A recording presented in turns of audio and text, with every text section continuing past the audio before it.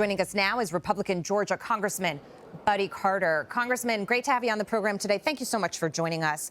I want to get your take on where this debate is, because the president did it at the State of the Union the other night as well. He keeps harping on this issue that Republicans want to end Social Security and Medicare. The problem here is that the programs do need some reform, and Rick Scott acknowledges that in order to make them solvent into the future so that people still can get the benefits of the programs. Having said that, it's being twisted and turned into something that it's not here. And it's being used a little bit as a political football. But it's funny to me and ironic, because you hear that soundbite of President Biden from a long time ago. The only person who's ever said that is him. Absolutely. You know, that's why I say that this supposedly State of the Union address Tuesday night, it was more of a state of confusion address. I mean, Senator Biden wanted to suspend the Social Security and Medicaid and Medicare, and now he's claiming that Republicans want to end it. No, it's ridiculous. We have always said we want to preserve it. We want to stabilize it. We want to save it. That's what we want to do. Now, he can continue to ignore it if he wants to, but I'm going to tell you, it's got to have attention. We've got to do something about this. We've got to address this situation. Otherwise, it's not going to be there. And that's why Republicans are trying to do our best to save this program, to preserve it so that it'll be there for generations to come. Yeah, and this is really about the fact that we've paid into these programs. And so if they're mismanaged ultimately and they are not available to Americans who have paid into them, that would really be the travesty now, wouldn't it?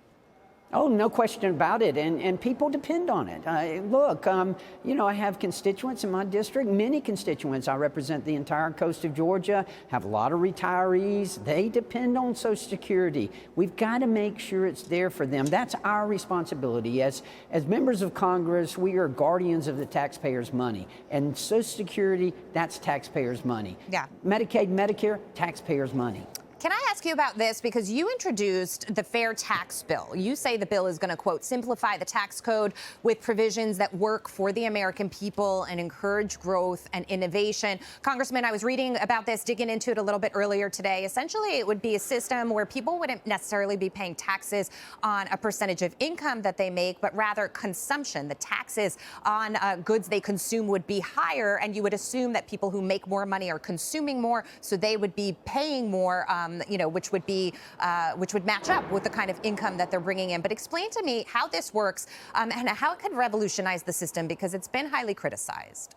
Well, look, it's simple, it's fair, it's flat. It's consumption tax. It's just like what they have in Florida and Texas. They don't have income tax. They got consumption taxes, two of the biggest economies in the world right there. It works, and it will work here. And look, people don't like to pay taxes, but they would much rather pay a consumption tax than an income tax or a payroll tax, because this gives them control. They can decide where they're going to spend their money instead of the federal government. And that's why the Democrats and the administration, that's why they're so critical of it and they don't like it, because they lose control. This way, the current system, they lose control of you if that goes away. With the fair tax, you have control. If you want to buy a boat, you're going to pay taxes. If you don't want to pay taxes, don't buy a boat. And oh, by the way, the wealthy, they buy yachts. People like me, I buy a John boat. The taxes on a yacht is a lot more than the taxes on a John boat.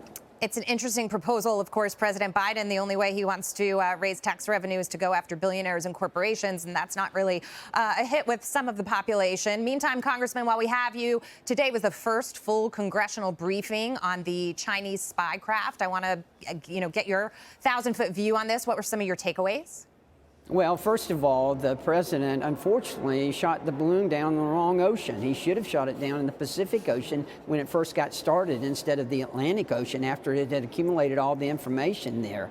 That was the first thing that happened. The second thing is, in this country, we need to understand the Chinese Communist Party, they are not our friend. They are not our adversary. The Chinese Communist Party is our enemy. And we have to understand that. We have to address it. This was no mistake. This was planned. And we cannot allow this to happen. It was a poke in the eye to us. And the Chinese, they're just trying to see how far they can take it. They absolutely are. Congressman Buddy Carter, thank you so much. Great to see you. Thank you.